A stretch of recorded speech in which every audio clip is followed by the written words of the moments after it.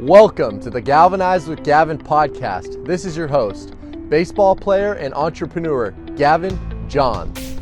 This podcast will empower you to reach your fullest potential in life. Inspirational stories, keys to success, and practical methods to overcome life's challenges will be revealed. I encourage you to be the light in the lightning and spark a positive change in the world today. How's everyone doing? Welcome to the Galvanize with Gavin podcast. This is your host, Gavin Johns. Today we have a very special guest on, UCLA dive team alumni, a member of the Russian national dive team, Olympic Games 2020 finalist in Tokyo, international superstar, to say the least.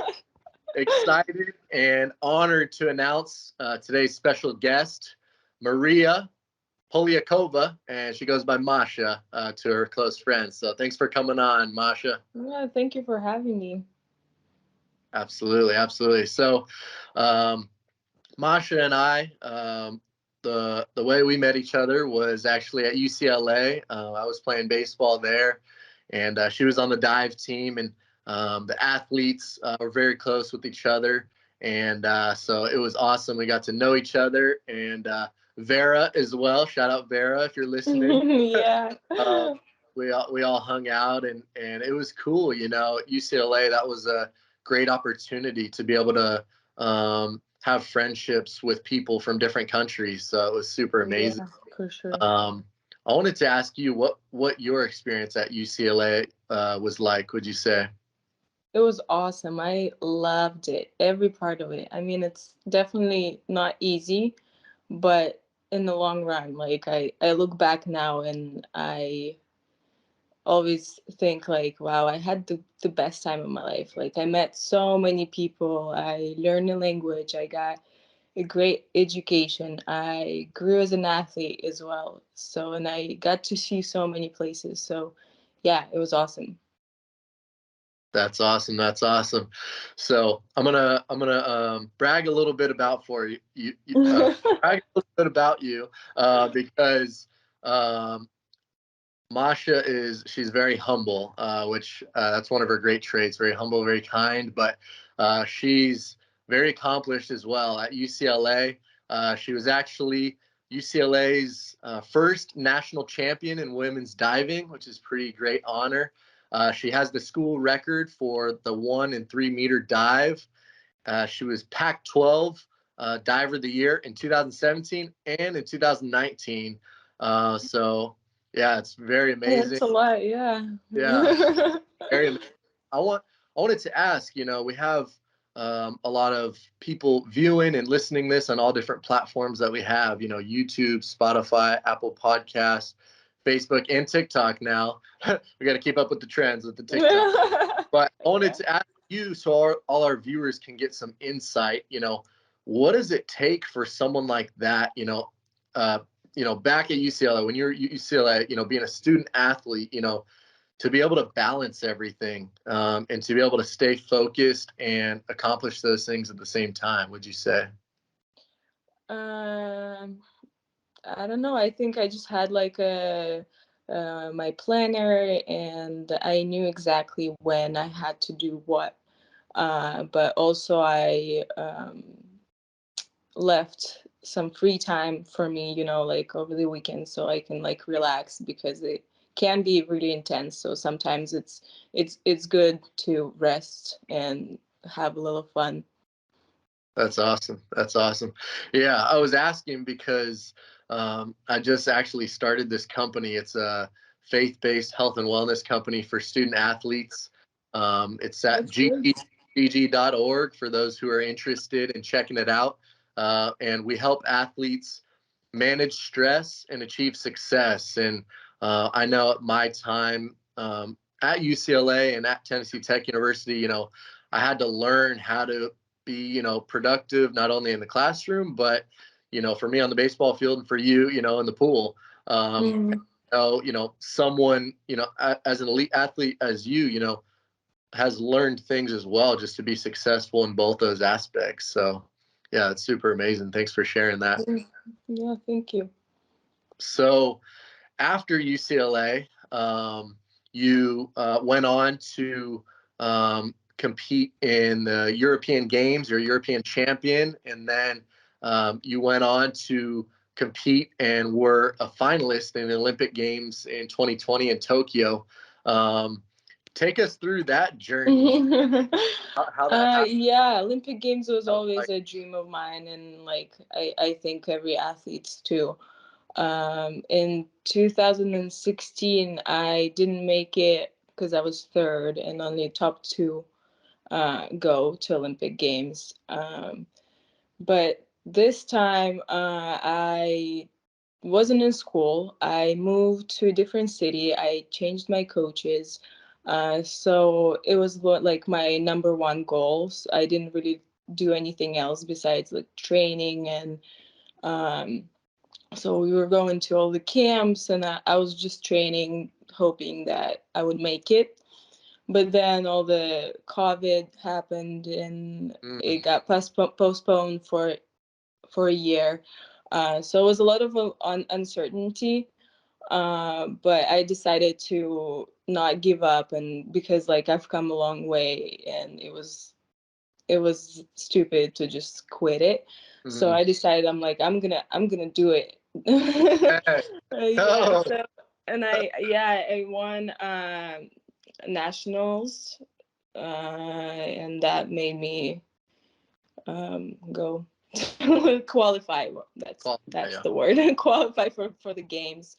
But everything, I mean, it was really hard, like, because all it was in August, and we were at camps like all summer, and because of all the restrictions, we weren't allowed to go anywhere. So basically we would just travel from hotel to the pool and back, and then we couldn't even like hang out in the like shared space. So we would just sit in our rooms like for months and just training. It was hard. But it was definitely worth it. Like when I got to the village, and like the environment is so crazy. Like I don't even know how to even explain it. You just feel it when you get there. There's like all these best athletes in the world, and you're just you know that you're a part of it too. So you know that that's really inspiring. Wow, that's Mm. awesome. That's awesome. So you're there, and you're at the Olympic compound.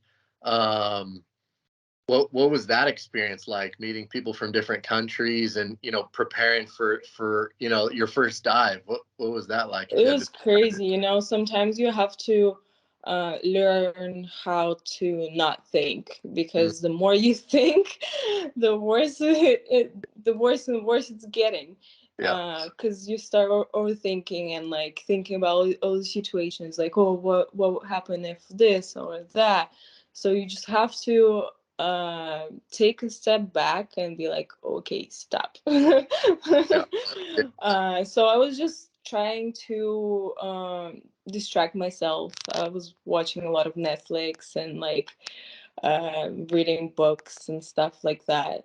But it was definitely really intense. I would say really intense. Yeah, but Wow. also exciting in a like in a more in a good way. Yes. Yeah. Yeah. Awesome. No, that's awesome. I think that's a very successful skill, just to be mindful of that, especially as an elite athlete. In those pressure situations, being able to mentally stay focused but relaxed at the same time. So what are some tips you have for people in those circumstances? Being a lead athlete, to be focused and relaxed at the same time. You said some things you do before is maybe Netflix or reading a book. Mm, What about on the game day when those nerves are building, or like yeah. live? For sure, breathing. Mm, Breathing is key. Like you have to slow down and like really feel your body. And I don't even remember, because I would wake up like feeling so nervous. But then I'm like, okay, I've done this a million freaking times. I know what to do. Like yeah. stop overthinking. And then at the end of the day, I was like, it is just a competition, just another day of like a meet. Just don't think about Olympic Games, not Olympic Games. You've done it like Just another day. yeah, just another day, another game, another competition. So that's for sure what's helped me a lot. That's awesome. No, I love that. I love that. And then another thing, one thing at a time. Like, don't try to stress over everything at once, because you can't fix everything at once. Just find a couple things that you have to focus on, and do that. And that's it. And the best advice: don't think. Don't think. Yeah, don't think, just do. Your body knows what to do. Yeah, and Yep. when you start like trying to fix this and that, then everything just like collapses.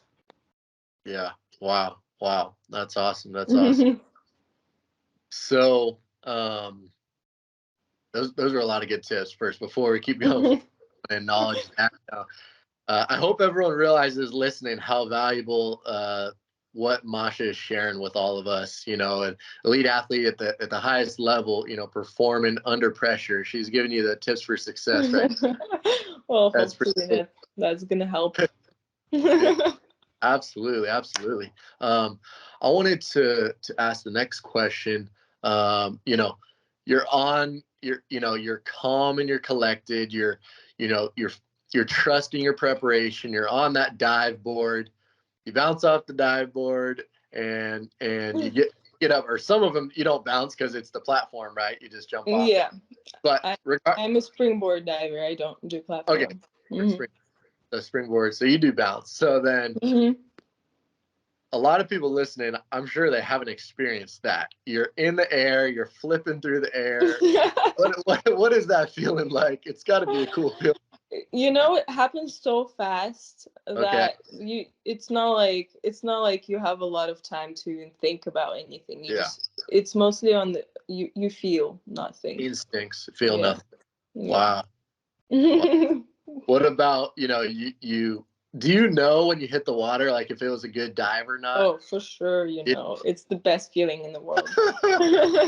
So you land in there, and you had a good diver coming up out of the water. Like, there has to be like an exhilaration, right? Like an excitement. Yeah, for sure. The crowd's going crazy, like in the Olympic Games. That had to be a cool feeling. Yeah, but it's hard for us too, because we have 5 dives. So if you do, and in the final there's like 12 people. So for everyone does their first dive. So all 12 do the first dive, then the second dive, and 5 rounds like that. So if you had like a great first dive, that doesn't mean anything yet. You can't get too excited about it, because you have 4 more to go. So during the competition, and you had a really good dive, I try to like separate all the dives, and not rely on what happened before. So if I had a great dive, that doesn't mean that I can like relax and do nothing. So I forget about this dive, and then get ready for the next one. And even if you had a bad dive, you also can't think about like, oh my god, like I'm screwed, I did a really bad dive. I mean, it's hard to do for sure, but you have to like separate everything, and not what's the word, rely on like what happened before. Yeah. Separate it. I'm hearing consistency too. Like, you almost reset yourself and just focus on that for each dive. I listen to this one song ever so often. It's not a song, it's more like a motivational speech, but it's by the guy Stephen Furtick. I don't know if you've heard it before, but in the beginning intro, it says consistency separates winners from wannabes, and then it's diligence separates, or diligence is the difference between all-time greats and one-hit wonders. So diligence like focusing on that attention to Mm-hmm. rep. And that's what you just described there too, that consistency and diligence, not only in the practice, but in that competition, separating each one and not being affected by your emotions, in each Yeah. one. And that's pretty cool. So thanks for sharing that. Yeah. I mean, Yeah. in the best world, like, but sometimes, it's hard to not feel anything or not show Yeah. anything. Yeah. Of course. Yeah, absolutely. I have a lot of times where I'm playing baseball and I don't feel my best, mentally, Mm. physically, and you just get out there and do the best you can with what you've got. Yeah. Sometimes you Yeah. just fight, Yeah. Yeah. So what is your favorite part about diving overall? If you had to pick one favorite part, would you say? Traveling for sure, and winning is pretty When amazing. That's right. That's awesome. Awesome. So, for people listening, if they want to be successful in something, whether it's another athlete in their sport, whether it's someone in their work, whether it's someone they're just trying to achieve a goal in life, what are Masha's top 3 keys for success? Would you say if you had to pick 3? I think you have to actually understand what the problem is and how to solve it. Mm, Like, let's say you can't like kick correctly or something. You have to get yeah. to the bottom of it. Why does it happen? Why can't you do that? And try to like ask questions to Mm, your coach and get to the bottom of it, and try to fix it from different ways, so not keep trying doing the same thing over and over and yeah. expect a different result. Mm, So that um and then the second thing, for sure, consistency, as you already said, uh but balance is also key, because if you want it too much, when you get obsessed, everything is just not gonna work out, when you stress out too much or want it too much. Because I've actually faced that too, because I couldn't make one dive and I was getting so frustrated, and I was going over and over and over, and I wasn't thinking, I was tired, and I kept doing it over and over and kept making the same mistake. So that made me even worse, because you only, by the repetition, bad repetition, mm, you're only making this mistake stay worse. with you. Yeah, Yeah. Wow. Yeah, so you have to like take a step back again and approach it more mindful. Mm, Yeah. wow. No, I love that. Yeah. That's an intelligent way to go about the training, not making the same mistake over and over again. So Mm. yeah, that's all. Yeah, different ways for sure, and balance, because you have to want it, but not get obsessed with it, because you can't sleep, you can't eat, you only Mm, think about this thing. You have to know how to relax and take your time for yourself. absolutely. Absolutely. That's awesome. That's awesome. Thanks for sharing. So outside of diving, what are some hobbies you enjoy doing? You named a couple of them: Netflix, reading books. What are some other Yeah, hobbies I you enjoy doing? actually try to uh, try different things, and like uh, find a new hobby for me. But I tried drawing. I like cooking or baking, uh, music for sure. But just general stuff, nothing crazy. I do want to learn how to play guitar at some point, but Nice. haven't started yet. That's But awesome. it's here. Yeah, you can do it. You can do it. I believe in you. What type of music would you want to play? Like what type of songs?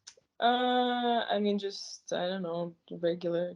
No, guitar songs. I don't Yeah, think there's like campfire songs. I don't think there's like a great Well, fireplace. there's like rock, like classic Uh, rock, like country or maybe like old pop or something like old that. pop. Yeah, Yeah, yeah.